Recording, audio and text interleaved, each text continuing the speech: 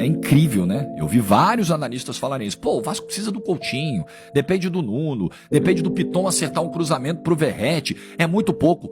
Era a mesma crítica feita ao Carille no Santos em 2024. Era o que eu falava aqui toda semana.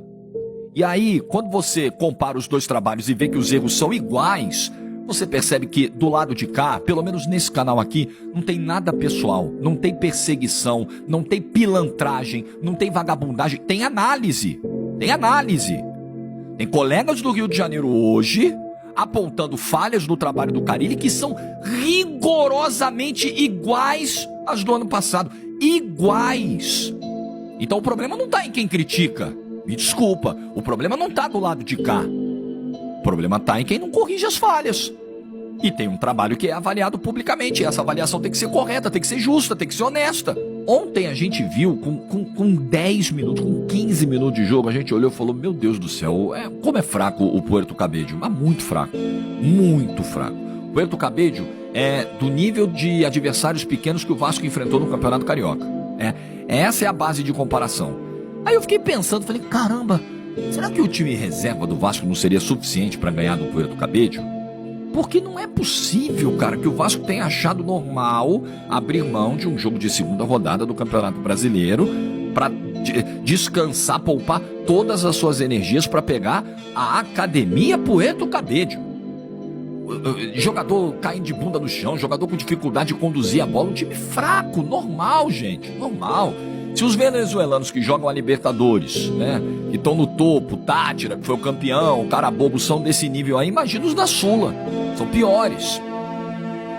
E outro problema do trabalho do Fábio Carille é a dificuldade que esse time tem para se impor diante do adversário. O Vasco demorou 30 minutos ontem. 30 minutos para chegar realmente assim com muito perigo. Para começar a assustar de verdade o Puerto Cabello.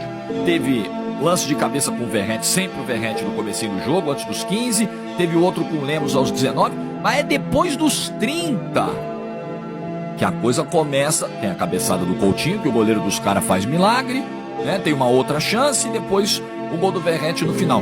Mas você não pode demorar. Se você... É engraçado, né? Porque o Carille, quando toma a decisão que tomou sábado, em Itaquera, de descansar 8 jogadores...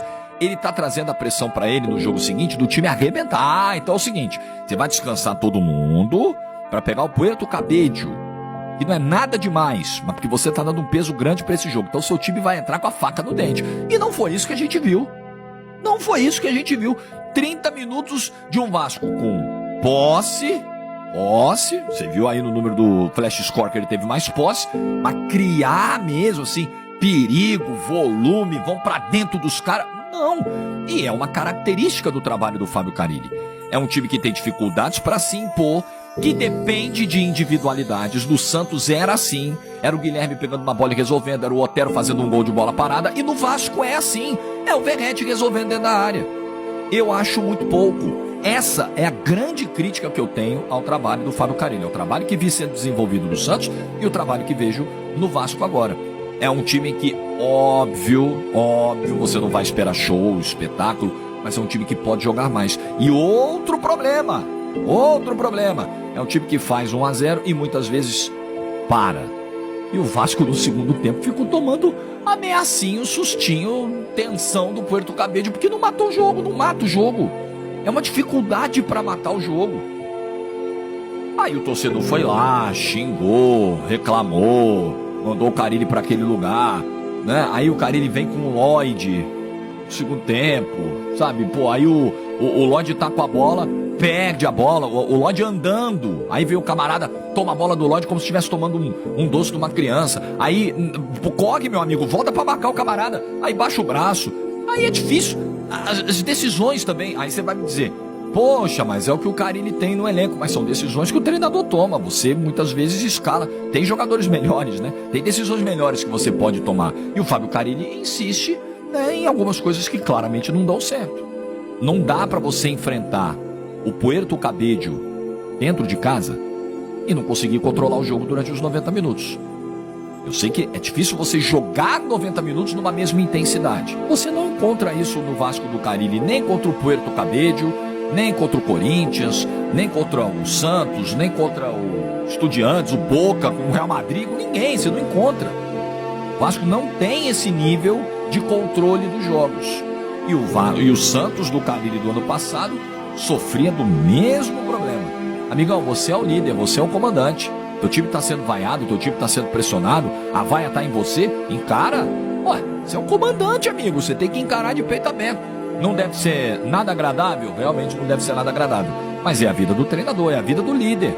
O líder chama a responsa para si, não sai correndo pro vestiário. Eu acho também essa postura péssima do treinador do Vasco. Péssima. Até denotando uma certa covardia pro momento. Péssima. Mas é o combo Carille.